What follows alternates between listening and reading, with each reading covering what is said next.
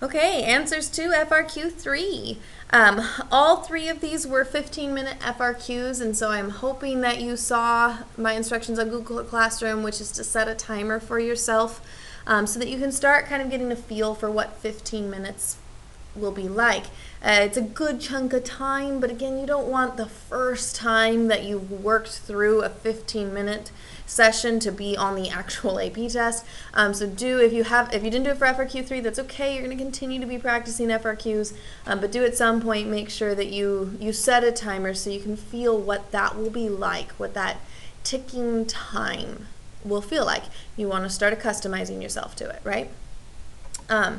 So again, all three of these were 15 minutes. I also announced on Google Classroom, for those who missed it, that I am working on compiling some 25-minute FRQs, which will be the other type of FRQ that you will have to do on this year's AP test.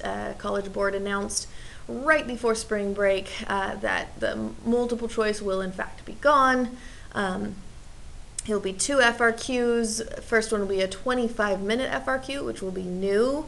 And then the second one will be a 15-minute FRQ, which are like all the ones we've got. 15-minute FRQs are what typically happen within the calculus AP test. So we're going to continue to practice those, but we're also going to weave in some 25 minutes as much as I can for those who are still planning to take the AP test. Okay, so walking through these 3 15-minute FRQs. First one came from 2019. It was a no calculator one. I call it kind of a mixture of an oddball, but primarily speaking, this one actually fits with the other half of the mixture, which is your separation of variables slope fields one, because of part C, and so I file it under that category myself when I think about these. We've got a cylindrical barrel with a diameter of 2 feet. Here's my diameter. Contains collected rainwater, as shown in the figure to the right. The water drains out through a valve not shown at the bottom of the barrel. So out, I'm thinking some sort of negative idea, because the water's leaving the barrel, right, flowing out. The rate of change, so we're talking some ddt of height, so dh dt, with respect to t is modeled by, oh, and there it is, dh dt equals negative 1/10 root h. So there's the negative that we're anticipating, right? If water is flowing out, that height would be decreasing, so negative. So there's the negative we're expecting to see. H is measured in feet, so we've got some units here. T is measured in seconds, and then they have the volume V with radius r and height h is V equals pi r squared h. Okay. So part A asks you to find the rate, so some ddt, of change of the volume. So they're asking us to find dv dt, question mark. With respect to time, when the height of the water is 4 feet, so we have h equals 4 feet for part A here, and then they do ask us to indicate units of measure. Okay, and so then the first thing I would recommend doing before you do anything else is writing down the units of measure, because we do already know what our units of measure are. So this is going to be our 2019 one here. This is part A. Because they are asking us to find dv dt and indicate units of measure for that. And so our dv dt would have units of feet cubed for volume per second for time. And so if nothing else, you should be writing feet cubed per second on your paper, and then taking a stab at figuring out what that number is, but you'd want to make sure that that was at least there, because in some cases, as we talked about before spring break, you get a point just for your units. Unfortunately, this year was not one of those years. You did have to have the right, or I should say you did have to have an answer with your units. Now, if you made an error in your work that didn't oversimplify the problem, right? You can't oversimplify the problem. You can't just make up a number. It's got to be founded in your equations, founded in some way in your work. But if you made an error in that work, and so got an answer based off your error, you could still get your answer point as long as you had right units, and again, as long as you didn't oversimplify the problem. So if you are sitting there with work looking at it going, I don't know if I oversimplified it, take a picture, send it my way. I'm more than happy to check whether or not it's right. Okay, so to actually work through this problem then, so again, we're finding the rate of change of volume, so dv dt, well, there's my volume. Volume is pi r squared h, and in this one I actually know what my radius is because this tank, that radius is not changing. That radius is 1, since the diameter is 2. That radius is 1 the entire time, and so my volume is pi h. So therefore, my dv dt would be, pi is a coefficient, so it's just going to hang out. And then derivative of h is 1, and then I just took the derivative of an h, so that'd be dh dt. This comes out of, came out of related rates, which would be in the very beginning of second semester. Okay, and if you were able to accurately take that derivative, you did get a point for your dv dt there, pi dh dt. Okay?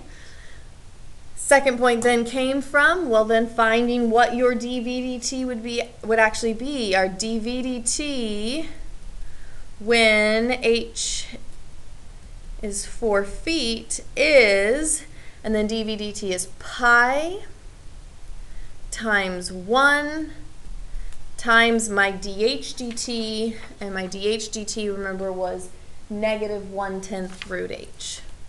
So negative 1/10 root h. And then units again were feet cubed per second.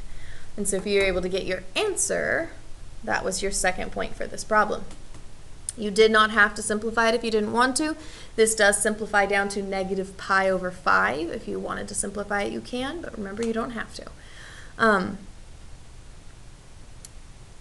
And then, yeah, again, if you got a different answer, but it was founded in your work, it's possible you would have lost this point, but still obtained this second point if your units were correct, and as long as you didn't oversimplify the problem. Again, if you're not sure, take a picture, send it my way, I'll check it for you. Okay? Okay, part B. Part B actually comes out of unit 3. It says, when the height of the water is 3 feet, so height is 3 feet here, is the rate of change of the height, so we're talking dh dt here, either increasing or decreasing, and explain your answer. Okay, so again, this one comes out of unit 3. Again, part A comes out of beginning of second semester related rates. Part B comes out of unit 3, which asks us, or is where we discussed how we determine whether we are increasing or decreasing, or how a function is increasing or decreasing. And we had a little table we wrote down at the time. It was in your FF prime F double prime notes from the Monday right before spring break, and so I would take a look at that. What does it mean for a function to increase or a function to decrease? Okay, well, for a function, and we wrote it as f at the time, for a function to increase would mean that f prime was positive. For a function to decrease, it meant that f prime was negative. And so in this case, if those facts are what makes something increase or decrease, the question is, does this function, my rate of change of height, dh dt, does this function increase or decrease? Well, for this function to increase, its derivative would have to be positive. For this function to decrease, its derivative would have to be negative. And so we need to take the derivative of that function. dh dt again was negative 1/10 root h, which I'm going to write as h to the 1/2 for the rest of this work actually. So they gave us that. dh dt was negative 1/10 root h. And so its derivative, to determine whether that derivative is positive or negative, its derivative would be, bring down the 1/2, negative 1/20th, subtract 1 from the exponent, times derivative of the guts if there was a derivative of the guts. In this case, though, it's just that I just took the derivative of an h, and so I'd have dh dt back there. That's a little related rates piece. Part B, in my opinion, is kind of the trickiest of the three, okay, because it's easy to leave that bit off. Okay, and so what does that mean that second derivative equals? Well, that second derivative then, if I rewrote this, is negative 1/20th. That root h would come down to the bottom. And dh dt, remember, was negative 1/10 root h. Okay, well that means the root h's would cross simplify, and negative 1/10 times negative 1/20 is 1/200. Okay, so if dh dt is negative 1/10 root h, its derivative, that function's derivative, is 1/200. And so is dh dt then increasing, its derivative positive, or decreasing, its derivative negative? Okay, well, its derivative, dh dt's derivative, is positive, and so therefore this function is increasing. Let me pull up the point breakdown here to make sure I'm articulating that correctly. Yes, okay. So you have 3 points here. First point came from, or I should say one of your points came from finding that second derivative, this process here, finding your second derivative. One of your points came from taking the derivative of just the dh dt part, so the negative 1/20 h to the negative 1/2 bit in here. And then 1 point then came from your answer, which is, and you had to have an explanation because they said that, which is that we are increasing because, again, you have to have the explanation if they say explain. Because, and then again, variety of ways you can explain that. There's not one right route. But because the derivative is 200, which is greater than 0,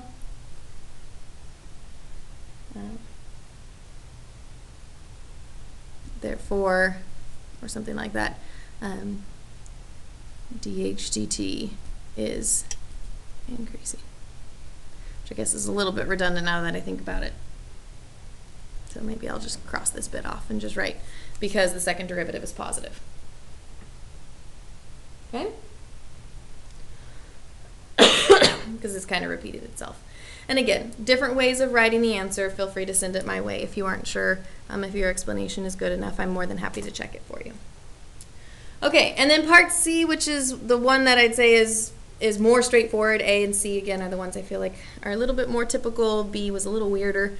But part C is the one we're kind of expecting to a certain extent, which is doing a separation of variables, particular solutions. So part C comes originally out of Unit 4, and then it was again in Unit 5, and then it was again in your notes when we did slope field. We did a couple of reviews of separating variables at that point, because a lot of times this question here of finding a particular solution, separating your variables on either side of the equals, that will get coupled with a slope field. It just didn't happen to happen in this particular instance. Okay?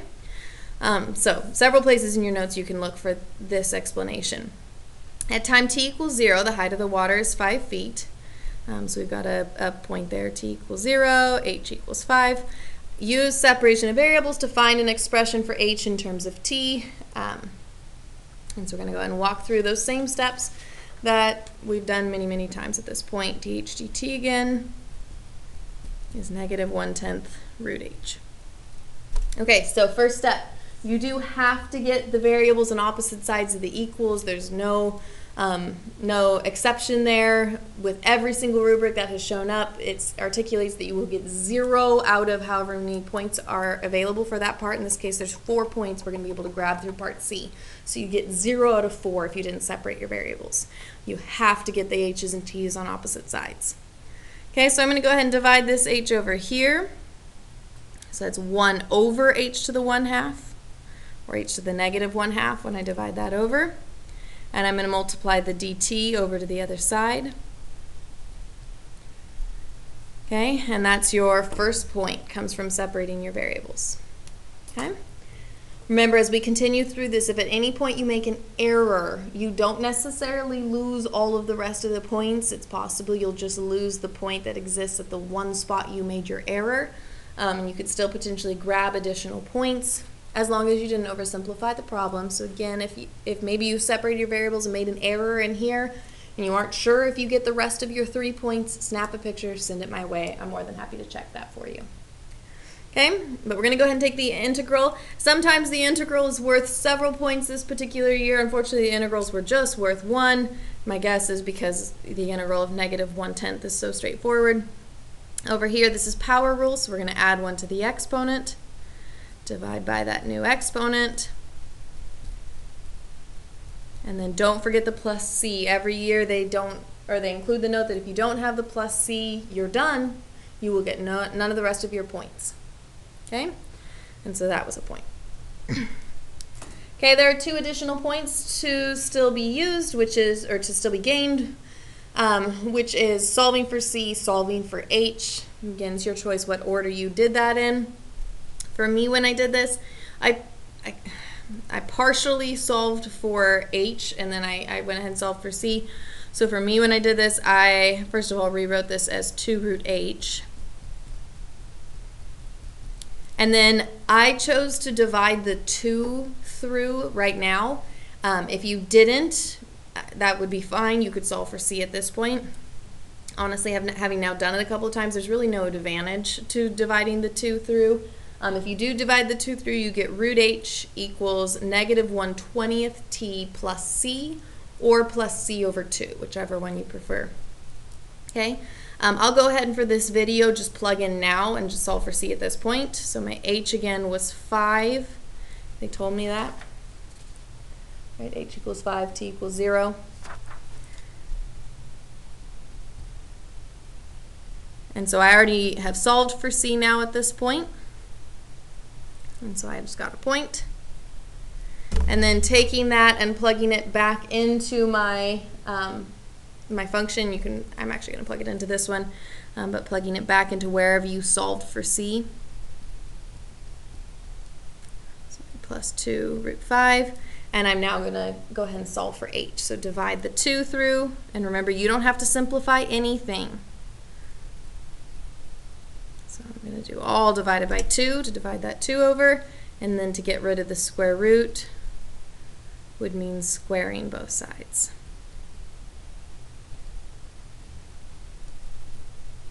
Okay, and there's your last point.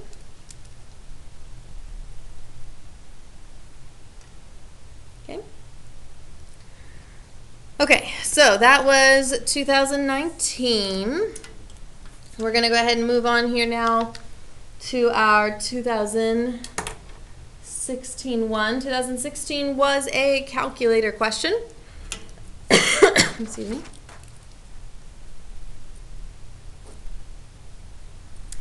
And we are told that for t greater than or equal to 0, a particle moves along the x-axis. The velocity of the particle at time t is given by this function here. So that's my velocity. Make sure we take note of that. The particle is at position x equals 2 at time t equals 4. So we've talked about this idea several times before spring break. You're going to hear me say it a couple more times here between now and the AP test. This just comes out of my experience. The minute I see any given point, I always make sure, especially when I've got, especially if there's particle motion, but if I've got any sort of derivative related thing, whether that's a derivative graph or in this case velocity, which is the derivative of position or something along those lines, I immediately set up my desired position formula. So my given position, my given time, my desired time, I don't know what that will be, and then putting velocity in. Just because that, in my mind, I'm expecting to at some point use that. And again, that comes out of experience. Desired position formula, again, is in your particle motion packet, which was that unit we did right before school closure. This would have been on the back side of the first page. I think it was round number 7 on the back side of that first page, if I remember correctly. Okay?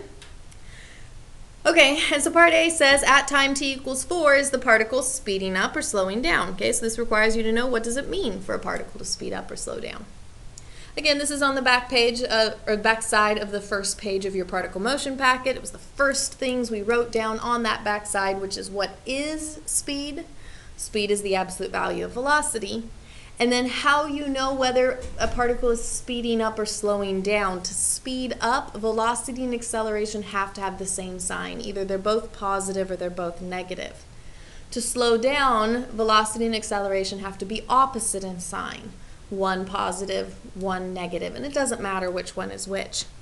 So for my particle at time t equals 4 to be speeding up or slowing down, I need to know, well, what is my velocity?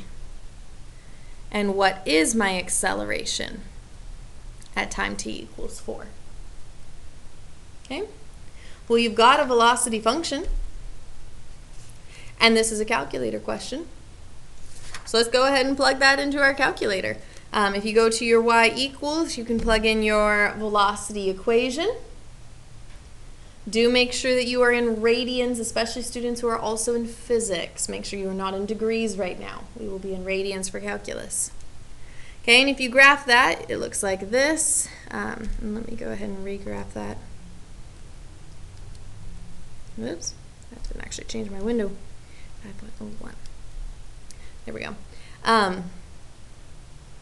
So you should get a graph along these lines.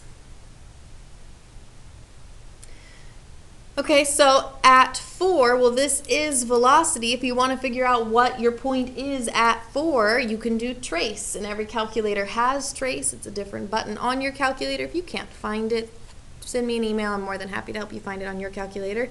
But if you trace and type in 4, your calculator will tell you that at t equals 4, my velocity is 2.9787165.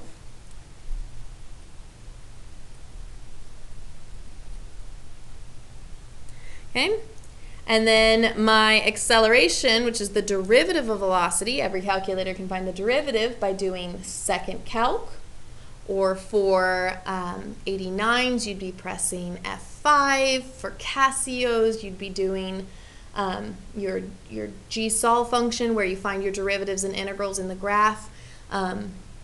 Inspires is analyze graph, if I remember correctly. Again, if you can't find it, send me an email. I'll pull it up on your calculator. I can even do a little video for you if you'd like. But if you can't find this series of selections, send me an email and I'll help you get there. Okay, but G-sol, so second calc, F5, whatever you're hitting there, we're looking in this case to do our derivative, number 6. And again, we're wanting to do the derivative at 4. And this tells me that my derivative is negative 1.164001. Okay? And the nice thing about people who have calculators like mine is just doing the derivative bit, you actually get both numbers. Notice we also get our actual velocity from this series of buttons. So kind of handy for those who have a similar calculator. Okay, and so what is my particle doing? Well, because my velocity is positive, my acceleration is negative. Okay, my particle is slowing down.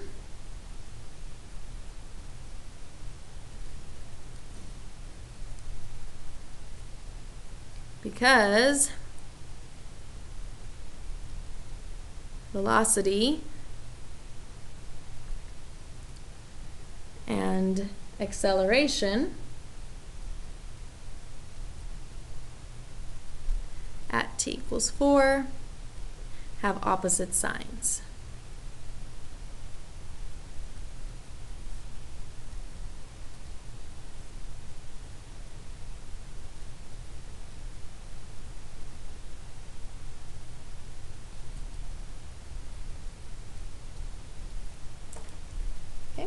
And again, your explanation, different ways you could potentially phrase this. So if you aren't sure if your explanation is good to go, send me a picture of it. I'm more than happy to check that for you. Okay, this was 2 points for your conclusion with your reason. Okay, part B. Part B asks us to figure out all times t in the interval 0 to 3, so we want to make sure we're careful with our interval there. If you are like me, you might even go back to your window and actually change your window from 0 to 3, just to make sure you don't accidentally name something outside of that window. But find all times t in the interval 0 to 3 when the particle changes direction. Justify your answer. Now, justify could mean work or words, as long as there is thorough enough work. In this case, there's really not much work involved, so it is going to come down to using words to support your answer. So we do need to know, how do we know whether a particle changes direction?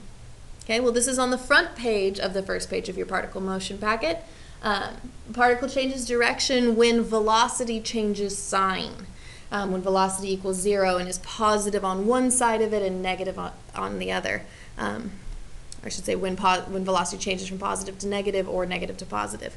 And so in this case, as we look at our velocity graph here from 0 to 3, there's only one place where my velocity graph changes sign. It's positive all the way up until that point where it crosses the x-axis and it becomes negative. And now my particle would be moving left. So my particle moves right when velocity is positive, moves left when velocity is negative. So right there is where my particle changes direction. Second calc, 0 to get that x-axis there. Left bound, right bound, guess. I'm guessing it's around 2.5. And I find out that that's at 2.707,468. And then they do say justify, so you do have to be able to explain why, right? And so again, variety of ways to say that, but something like, because maybe something like velocity is 0 at that point, and more importantly, and velocity changes from positive to negative, changes sign.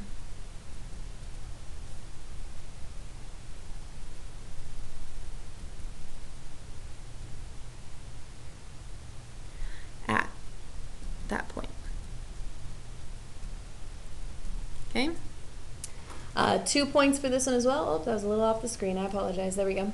2 points for this one as well, for your time and your justification.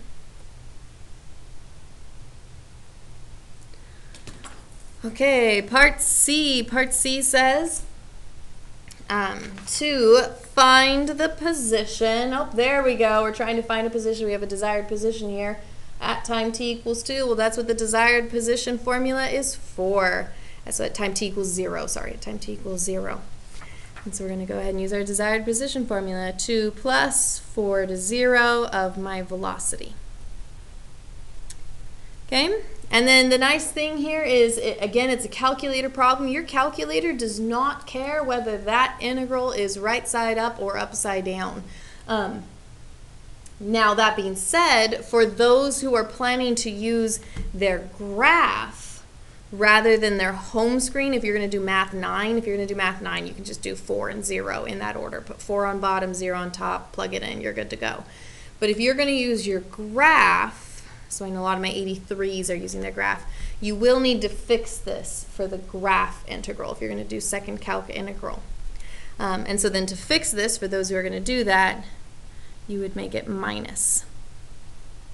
And maybe even if you're plugging into your home screen, you want to do that just because that feels a little bit more comfortable to you. It's your choice. So now you're either doing Math 9 for those who are going to use their home screen, or second calc integral for those who are going to do it in their graph. You plug it in, and you get 2 minus 5.8150268. And again, you don't have to simplify.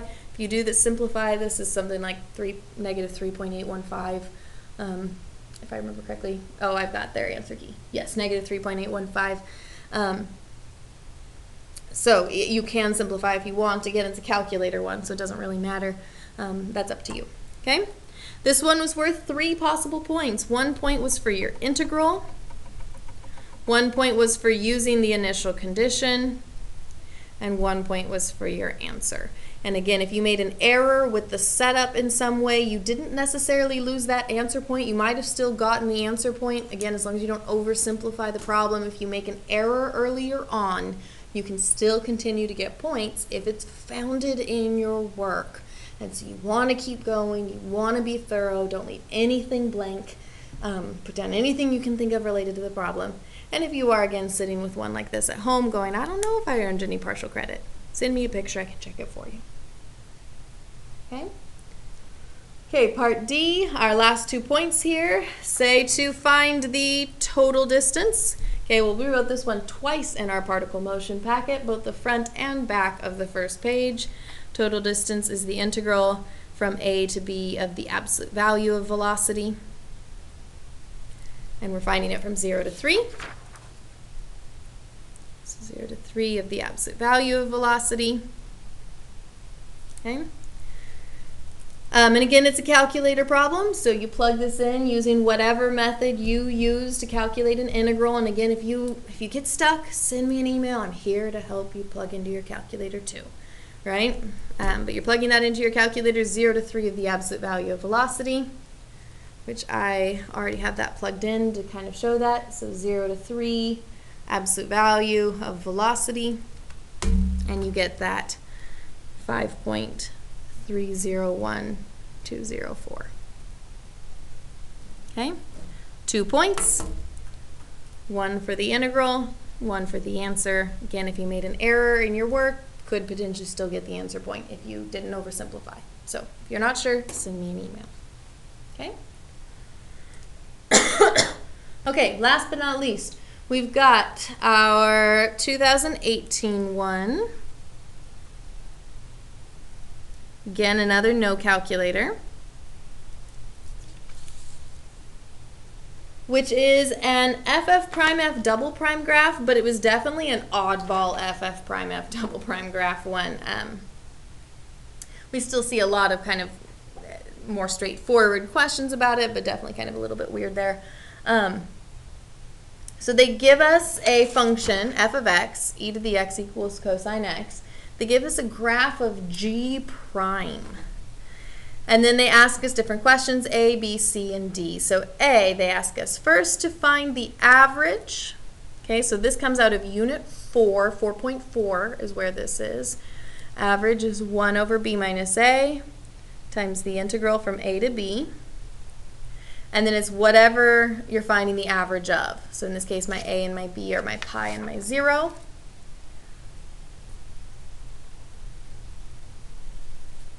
Go from A to B, and then of whatever they ask you for the average of. In this case, it's the average rate of change of f. So rate of change, derivative, rate is a derivative, remember, ddt.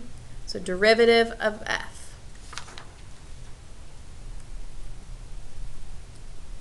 Okay, you now have a choice to make here. You could actually, excuse me, you could actually figure out what f prime is and plug it in if you wanted.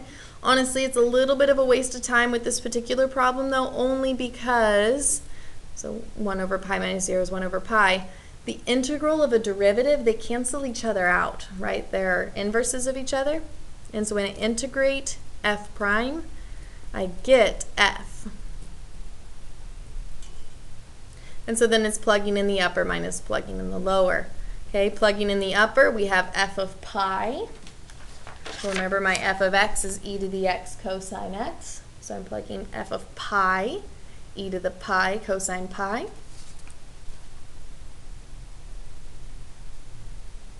Minus plugging in the lower, so f of 0, e to the 0 cosine 0. And then again, you don't have to simplify anything. And I definitely wouldn't, especially in this particular year, because this part was only worth 1 point. You had to have gotten it completely accurate. It's only 1 point of the 9 though. Remember those skewed percentages. It's a valuable point though. It's not a super challenging, I should say maybe it might be challenging for some people. It's not a super long process, and so it's a good one to kind of have under your belt. But it was unfortunately only 1 point. Okay, part B. So B, C, and D are where we get into more kind of the oomph of the problem. B asks us to find, so what is the slope? So slope is the same thing as derivative. So what is the derivative to the graph of f, so f prime, at 3 pi over 2. Okay, so what is f prime at 3 pi over 2? Okay, we'll find f prime at 3 pi over 2. We do need to know what f prime of x is, so I can plug in 3 pi over 2. Okay, so f prime of x. Well, f of x, remember, is e to the x cosine x. Okay, well this is product rule. So f prime is 1 e to the x. d2, derivative cosine, is negative sine, plus 2, my cosine x. d1, derivative of e to the u, is e to the u times u prime. And then I'm just going to clean this up a little bit. So this is e to the x cosine x.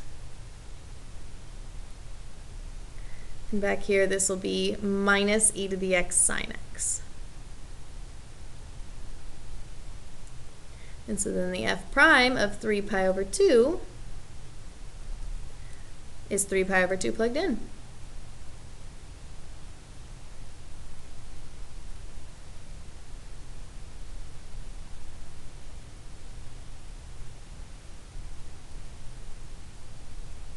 And remember, you don't have to simplify.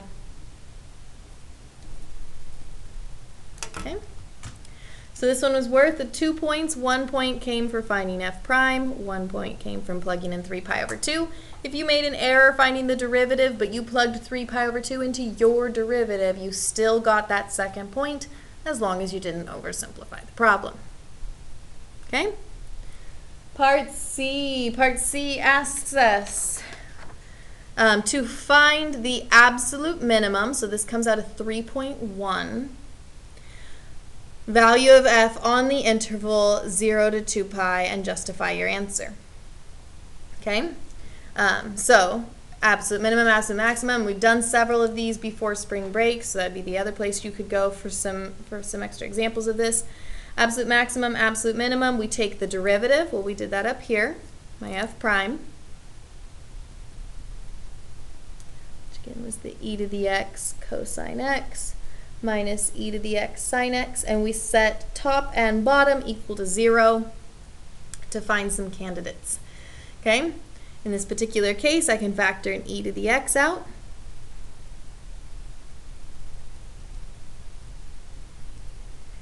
And e to the x can't equal 0. There's nothing that will be plugged in there to get 0, but cosine x minus sine x can.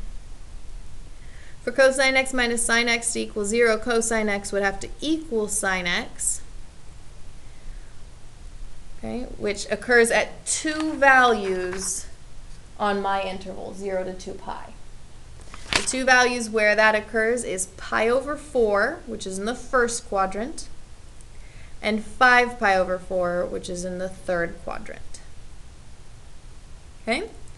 And then you take those 2 numbers and your endpoints, and you plug them into the original function.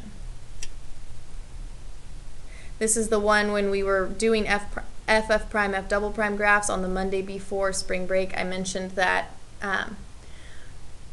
whenever I read absolute maximums and absolute minimums, I usually skip that part initially. I maybe throw down the elements that could be candidates, the possible candidates, but then I move on. I always do absolute extrema at the end. And I make sure I do something, right? Never leave anything blank. Put down whatever you can think of that might pertain to the problem. Even if it was just this first step. I know that f prime has to equal 0, and maybe you move on and then come back after that point. Put down anything you can think of related to the problem. Because, especially with absolute extrema, you can gain some of that partial credit. In this particular case, you actually got 1 point for just setting your derivative equal to 0. For knowing that that was the first thing you have to do to find absolute maximums and absolute minimums, which again is 3.1, setting your derivative equal to 0. The second one was in finding the candidates. And then the third one was for your answer. And if you did make an error in here with finding your candidates, well then you might have gotten then the wrong answer because you've tested now wrong candidates. But if you answered correctly using your wrong answers, okay, you could still get the final point. Even though you lost this one, and even though you have the quote-unquote wrong answer, you could still get your answer point. As long as you didn't oversimplify the problem, and as long as your work continued to be accurate using your wrong step. And again, if there's any insecurity there with grading it, take a picture, send it my way. Okay? Last point then comes from figuring out, well, which one of these is my absolute minimum? Okay, well when I plug in pi over 4 to f of pi over 4, so we're plugging in here to e to the x cosine x, okay, e to the x cosine x, we get some value. I don't know what e to the pi over 4 is, but I know what cosine of pi over 4 is. That's root 2 over 2, or 1 over root 2, however it is you memorized it. Okay, and then we're going to do that for each of them. E to the 5 pi over 4, cosine of 5 pi over 4. Again, I don't know what e to the 5 pi over 4 is, but cosine of 5 pi over 4, that's the third quadrant, so cosine would be negative. So this would be negative root 2 over 2. F of 0, e to the 0, cosine of 0. I do know what e to the 0 is. E to the 0 is 1. Cosine of 0 is also 1. And e to the 2 pi, cosine of 2 pi. I don't know what e to the 2 pi is, but cosine of 2 pi is 1. Okay, and so which one of those is the absolute minimum? Well, it would be our one and only negative answer. Okay, and that was your third point. Okay, last but not least, we have part D, which is let g be a differentiable function such that g of pi over 2 equals 0. The graph of g prime is shown above, actually to the right. Find the value of the limit as x approaches pi over 2 of f of x over g of x, or state that it does not exist, and then justify your answer. Okay, so first things first, we do need to go ahead and attempt to find our limit. Okay, so when I plug in my pi over 2, which is how you find a limit, okay, the limit as x approaches pi over 2 of f of x is e to the pi over 2, cosine of pi over 2. Cosine of pi over 2 is 0, so whatever e to the pi over 2 is, it's multiplied by 0, so that would be 0. Okay? And when I do my pi over 2 plugged into the g of x, which is the denominator of my function, well, I was told earlier that g of pi over 2 is 0. Right? Okay, so we've plugged into the top, plugged into the bottom, got 0 over 0 both times, which is not possible. 0 over 0 tells me I have to do something else, and so this comes out of Unit 1. So you potentially could look at factoring or multiplying it by a conjugate or any of those things we looked at in Unit 1, but unfortunately all of them fail, which prompts us to use the one and only other limit rule we know, which is what we learned the Thursday and Friday right before school closure, which is L'Hopital's. L'Hopital's tells us that if we have an indeterminate form, so like this, our top equals 0 and our bottom equals 0, then we can use L'Hopital's rule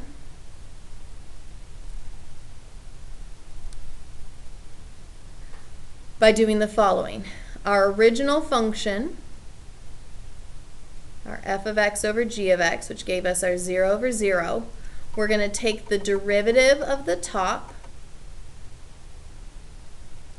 which is f prime, and we're going to take the derivative of the bottom, which is g prime, and that's what we're now going to be plugging into. Okay? F prime of pi over 2 and g prime of pi over 2.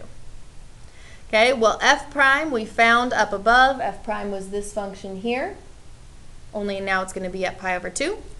So f prime is e to the pi over 2 cosine of pi over 2 minus e to the pi over 2 sine of pi over 2. And then it's going to be all over g prime of pi over 2. Okay? And unfortunately, this is where some people did lose a point this particular year. Well, there was one other spot, which we'll talk about in a bit. But some people lost a point in this one because they looked at pi over 2 and they said, oh, that's a cusp. The derivative, therefore, doesn't exist. Okay? However, we're finding g prime of pi over 2. What is this graph of again? This graph is of g prime. This is g prime of pi over 2. At pi over 2, my g prime is 2. And so that would be my answer. Okay?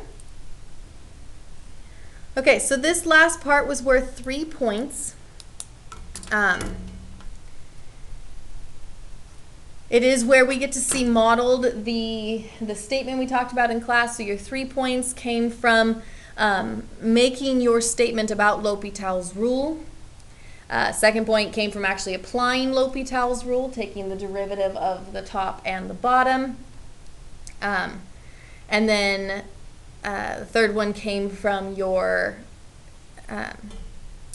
plugging in and getting your answer. And again, it's potentially possible you earn some partial credit here, but I mentioned at the beginning there were some people who lost another point this particular year.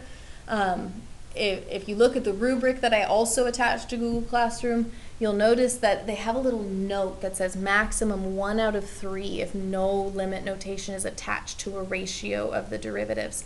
So the most you would get was the 1 point for your statement.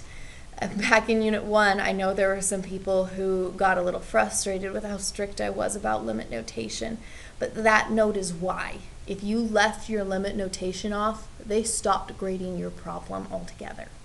You need to be careful about your limit notation. It stays on your problem all the way up until you solve your answer. So make sure you are careful about that. Okay? Okay, again, if there are any questions at all, send me an email. I'm here to support you, but that's FRQ 3.